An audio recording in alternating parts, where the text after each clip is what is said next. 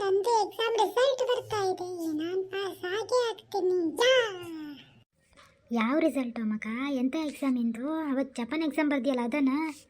ಹ್ಞೂ ಅಮ್ಮ, ಅದೇ ಎಕ್ಸಾಮು. ತಾಳಿ ಈಗ ರಿಸಲ್ಟ್ ಬರ್ತದೆ ನೋಡು, ತೋರಿಸ್ತೀನಿ ನಿನಗೂ. ನೀನು ನೋಡಮ್ಮ ಇಲ್ಲೇ ಕುತ್ಕೊಂಡು.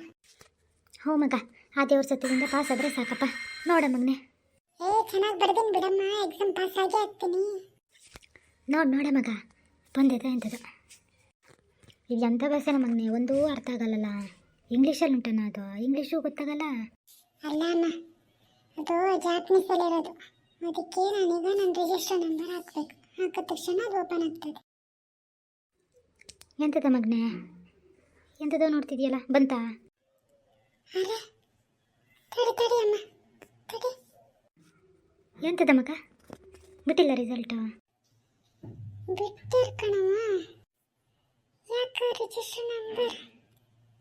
ಎಂಥದ ಅಮ್ಮ ಇದು? ರಿಸಲ್ಟ್ ತೋರಿಸ್ತಿಲ್ಲಲ್ಲೇ. ರಿಸಲ್ಟ್ ಇನ್ನೂ ಬಂದಿಲ್ಲೇನೋ ಕಣಮಕ್ಕ, ಅದಕ್ಕೆ ತೋರಿಸ್ತಿಲ್ಲ. ರಿಸಲ್ಟ್ ಬಂದದ ಕಣಮ್ಮ, ನಂದು ರಿಸಲ್ಟ್ ಮಾತ್ರ ತೋರಿಸ್ತಿಲ್ಲ ಕಣಮ್ಮ. ಇಲ್ಲಿ ಶೋನೇ ಆಗ್ತಿಲ್ಲ ರಿಸಲ್ಟು. ಎಂತಕ್ಕಂತೆ? ಎಂಥ ತಪ್ಪಾಗಿದೆ? ಎಂತಕ್ಕೆ ನಿನ್ನ ತೋರಿಸ್ತಾ ಇಲ್ಲ? ನೆಟ್ವರ್ಕ್ ಇಲ್ಲ ಏನು? ನೆಟ್ವರ್ಕ್ ಐತ್ ಮರತಿ, ಎಂಥದಾರ ಹಂಗಾಗಿರ್ಬೇಕೇನಂತ ಬರ್ತೈತ್ ಮರತಿ.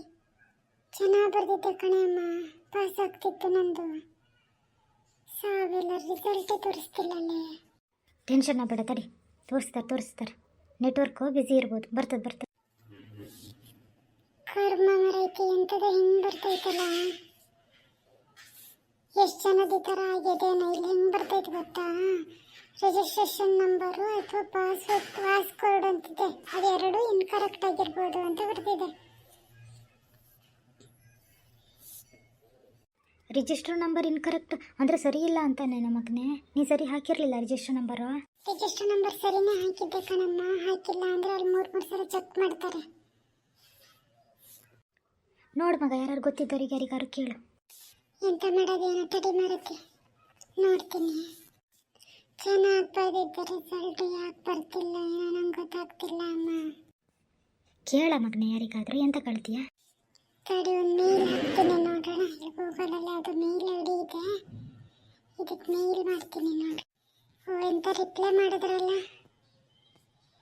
Result review ಇರ್ಲಿಕ್ಕಿಯಾ? ಹಾಂ ಅಮ್ಮ, ಇವರು ರಿಪ್ಲೈ ಮಾಡಿದ್ದಾರೆ. ಇದು ರಿವ್ಯೂ ಇರ್ಲಿಕ್ಕೆ ಅಂತ, ಇನ್ನು ರಿಸಲ್ಟನ್ನು ರಿವ್ಯೂ ಮಾಡ್ತಾ ಇದ್ದಾರಂತೆ. ನೆಕ್ಸ್ಟು ಇನ್ನೊಂದು ಸ್ವಲ್ಪ ದಿನ ಟೈಮ್ ತಗೊಳ್ಳುತ್ತಂತೆ, ಪೇಷನ್ಸಿಂದ ವೆಯ್ಟ್ ಮಾಡಿ ಅಂತ ಬಂದಿದೆ ಕಣಮ್ಮ. ಅದಕ್ಕೆ ಸ್ವಲ್ಪ ಜನದ್ದು ಹೋಲ್ಡ್ ಮಾಡಿದ್ದಾರಂತೆ, ಅದರಲ್ಲಿ ನಂದು ಆಗಿದೆ ನೋಡು. ಅದಕ್ಕೆ ಹೇಳ್ದೆ ಹೆದರ್ಕೊಂಬೇಡ ಅಂತ, ಎಲ್ಲ ಒಳ್ಳೇದೇ ಆಗ್ತದೆ, ತಲೆ ಕೆಡಿಸ್ಕೊಂಬೇಡ ಆಯಿತಾ? ಬರ್ತದೆ ರಿಸಲ್ಟ್, ಇನ್ನೊಂದು ಸ್ವಲ್ಪ ದಿನ ವೆಯ್ಟ್ ಮಾಡು. ನಿನ್ನ ಫ್ರೆಂಡ್ಸಿಗೂ ಯಾರಿಗಾದರೂ ಈ ಥರ ಆಗಿದ್ರೆ ಹೇಳು ಮಗನೇ, ಅವರಿಗೂ ಗೊತ್ತಾಗಲಿ.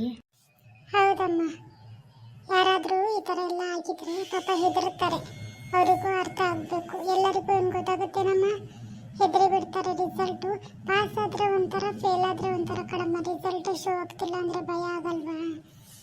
ಸದ್ಯ ಅಟ್ಲೀಸ್ಟ್ ರಿಪ್ಲೈ ಬಂತಲ್ಲ, KLPT ಕಡೆಯಿಂದನೇ ಮಾಡಿದ್ದಾರೆ ಕಣಮ್ಮ. ಹೆದರೋದು ಬೇಡ, ಪೇಷನ್ಸಲ್ಲಿರಿ, ನಿಮ್ಮ ರಿಸಲ್ಟ್ ಬರುತ್ತೆ ಇನ್ನು ಸದ್ಯದಲ್ಲೇ ಅಂತ ಹೇಳ್ಬಿಟ್ಟು ಸದ್ಯ ಹೋಲ್ಡಲ್ಲಿದೆ ಅಷ್ಟೇ ಕಣಮ್ಮ. ಧೈರ್ಯವಾಗಿರೋ ಮಗನೇ, ಏನೂ ಆಗಲ್ಲ, ಎಲ್ಲ ಒಳ್ಳೇದಾಗತ್ತೆ. ಹ್ಞೂ ಕಣಮ್ಮ, ಅಟ್ಲೀಸ್ಟ್ ರಿಪ್ಲೈ ಬಂತಲ್ಲ, ಇವಾಗ ಸ್ವಲ್ಪ ಸಮಾಧಾನ ಆಯಿತು. ದೇವ್ರ ದಯದಿಂದ ಪಾಸ್ ಆದರೆ ಸಾಕಮ್ಮ. ಆಗತ್ತೆ ಮಗನೇ, ಸಮಾಧಾನ ಆಗಿರು, ಜಾಸ್ತಿ ತಲೆ ಕೆಡಿಸ್ಕೊಂಬೇಡ. ಬಾ, ಟೀ ಕುಡಿ, ತಿಂಡಿ ತಂದಿಟ್ಟಿದ್ದೀನಿ ನೋಡು, ತಿನ್ನು, ಏನಾಗಲ್ಲ. ಸರಿ ಅಮ್ಮ, ಯಾರು ಹೆದರೋಂಥ ಅವಶ್ಯಕತೆ ಇಲ್ಲ ಅಂತ ಮೇಲೆ ಹಾಕಿದಾರಲ್ಲ, ಸಾಕು ಅಷ್ಟೇ. ನಿಮಗೂ ಯಾರಿಗಾದರೂ ಈ ಥರ ಆಗಿದೆಯಾ, ಅಥವಾ ನಿಮ್ಮ ಫ್ರೆಂಡ್ಸ್ ಯಾರಿಗಾದರೂ ಈ ಥರ ಆಗಿದೆಯಾ? ಆಗಿದ್ರೆ ಕಮೆಂಟ್ ಮೂಲಕ ತಿಳಿಸಿ. ಅಥವಾ ಯಾರಿಗಾದರೂ ಆಗಿದ್ರೆ ನೀವು ಈ ಮೆಸೇಜನ್ನು ಅವರಿಗೆ ಶೇರ್ ಮಾಡ್ಬೋದು. ನನ್ನ ವಿಡಿಯೋನ ಅವ್ರಿಗೆ ಶೇರ್ ಮಾಡಿ.